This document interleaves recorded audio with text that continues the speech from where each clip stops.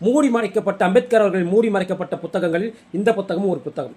ஏனென்றால் இந்த புத்தகத்தில் தான் அம்பேத்கர் அவர்கள், அதாவது இந்த திருமாவளவரும் ஆண்டிமுத்து ராசாவும் தூக்கி பிடிக்கும் ஒரு மதமான இஸ்லாம் மதத்தை பற்றி, அதாவது நான் சொல்லலைங்க, திரும்ப சொல்கிறேன், நீங்கள் ஏதாவது கமெண்ட் போட்டால் கூட அது எனக்கு பொருந்தாது, அது B.R. அம்பேத்கர் அவர்கள் தான் பொருந்தும். ஏன்னா இது எதையுமே என்னுடைய கருத்து கிடையாது, இந்த புத்தகத்திலே அம்பேத்கர் அவர்கள் சொல்லிய கருத்துக்கள். அவர் என்ன சொல்கிறார்னா, மூட நம்பிக்கை என்பது இந்துக்களில் மட்டும் கிடையாது, அது இஸ்லாத்திலும் இருக்கு. என்னென்ன மூட நம்பிக்கை இருக்குன்னு விலாவரியாக சொல்லியிருக்கிறார். அது மட்டுமல்லாமல் இஸ்லாமியர்கள் எப்படிப்பட்டவர்கள், அவர்கள் விசுவாசமாக இருப்பார்களா இருக்க மாட்டார்களா, அதை எதை வச்சு சொல்றாருன்னா, அவர் குறிப்பாக சொல்வது என்னவென்றால், இஸ்லாமியர்கள் வாழக்கூடிய நாடு, வேற்று மதத்தவர் அங்கு ஆட்சி புரிந்தால் அந்த நாட்டிற்கு அவர்கள் விசுவாசமாக இருக்க மாட்டார்கள். உதாரணமாக இந்தியாவில் உச்சபட்சமாக யார் அதிகாரத்தில் இருந்தாலும் அவர்கள் வேற்று மதத்தவராக இருந்தால் அந்த நாட்டிற்கு அவர்கள் விசுவாசமாக இருக்க மாட்டார்கள். அதற்கு மாறாக இஸ்லாமிய ஆட்சி அமைப்பதற்கு என்னென்னலாம் செய்ய வேண்டுமோ அதையெல்லாம் செய்யத்தான் இந்த இஸ்லாமியர்கள் பார்ப்பார்கள் என்று நான் சொல்லவில்லை, அம்பேத்கர் அவர்கள் அந்த புத்தகத்தில் தெளிவாக சொல்லியிருக்கிறார். அது மட்டுமல்லாமல் இந்துக்கள் எப்படிப்பட்டவர்களோ அதைவிட 2 மடங்கு மூட நம்பிக்கையிலும் சரி மற்ற விஷயங்களிலும் இவர்கள் இஸ்லாமியர்கள் ஆதிக்கம் செலுத்துபவர்களாக இருக்கிறார்கள். முக்கியமாக இந்த பர்தா விஷயத்தில் பெண்களை அடிமைப்படுத்தி வைத்திருக்கிறது இந்த இஸ்லாம். அது மட்டுமல்லாமல் இந்த பர்தா அணிவதனால் அவர்களுக்கு ஏற்படும் எண்ணற்ற இன்னல்கள், நோய்கள், இதனால் குடும்ப பிரச்சனைகள், இதனால் அவர்களுக்கு மன அழுத்தம், இப்படியெல்லாம் அவர்களுக்கு வருகிறது.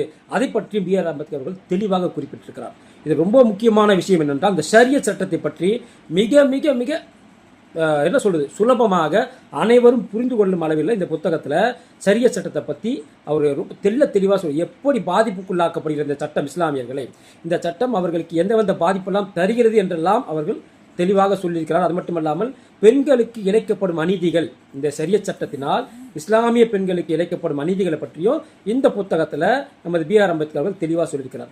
தான் ஏன் இந்து மதத்தை விட்டு இஸ்லாம் மதத்திற்கு போகாமல் புத்த மதத்திற்கு போனேன் என்று கூட அவர் சொல்லியிருக்கிறார். அதுக்கு சொல்லக்கூடிய காரணம் என்னன்னா, இந்து மதத்தில் எப்படி தீண்டாமை இருக்கிறதோ அதே போல இஸ்லாத்திலும் தீண்டாமை இருக்கிறது. நான் இஸ்லாத்தை தழுவினால் மட்டும் நான் மௌலி ஆகிவிட முடியுமா, நான் கிறிஸ்தவத்தை தழுவினால் மட்டும் நான் போப்பாண்டவர் ஆகி முடியுமா, இந்துக்களில் என்ன பிரச்சனைகளோ அதே தான் இந்த 2 மதத்திலும் இருக்கிறது. எனவே 3வது மதமான நான் புத்த மதத்தை தேர்ந்தெடுக்கிறேன் என்று கூட தெளிவாக, அதாவது இந்தியாவில் இருக்கக்கூடிய இஸ்லாமியர்களின் மனநிலை எப்படி இருக்கிறது என்பதை இந்த புத்தகத்தில் நமது B.R. அம்பேத்கர் அவர்கள் தெளிவாக போட்டிருக்காங்க. இதை நான் சொல்லல, திரும்ப சொல்கிறேன், இந்த கருத்துக்கள் என்னுடைய கருத்துக்கள் கிடையாது. இது முழுக்க அம்பேத்கர், பாபா சாஹேப் அம்பேத்கர் அவர்கள் அவரது புத்தகத்தில் எழுதுகிற இந்த கருத்துக்கள். இந்த புத்தகம் தான் மூடிக்கு மறைக்கப்பட்டிருக்கிறது. எண்ணற்ற புத்தகங்கள் நம்ம எல்லாம் படிச்சிருப்போம், ஆனால் இந்த புத்தகத்தை தயவு செஞ்சு எல்லோரும் வாங்கி படிங்க. அப்போ தான் இந்த திருமாவளவன், இந்த ஆர் ராசா, இந்த தீக்காவை பின்பற்ற இந்த திமுக போன்றவர்கள்லாம் புரிந்து கொள்வார்கள். முதல்ல எங்கோ இருக்கக்கூடிய இந்தியாவிற்கும் இந்திய நாட்டிற்கும் சம்பந்தம் இல்லாத ஒரு 3வது மனிதனான கார்துகள் குறிப்பை வைத்துக்கொண்டு இந்த தீக்காவும் திமுகவும் இந்த ஆர் ராசா, இந்த திருமாவளவன் போன்றவர்கள்லாம் எப்படியெல்லாம் இந்து மதத்தை கொச்சைப்படுத்தி வருகிறார்கள். ஆனால் நமது நாட்டைச் சேர்ந்த இந்தியாவை போற்றக்கூடிய சட்டமாமேதை, நமது சட்டத்தை இயற்றியவர் இஸ்லாம் பற்றி எந்த அளவுக்கு புரிந்துணர்வோடு எழுதியிருக்கிறார் இந்த புத்தகத்தை என்று தயவு செய்து அனைவரும் வாங்கி படியுங்கள். நன்றி.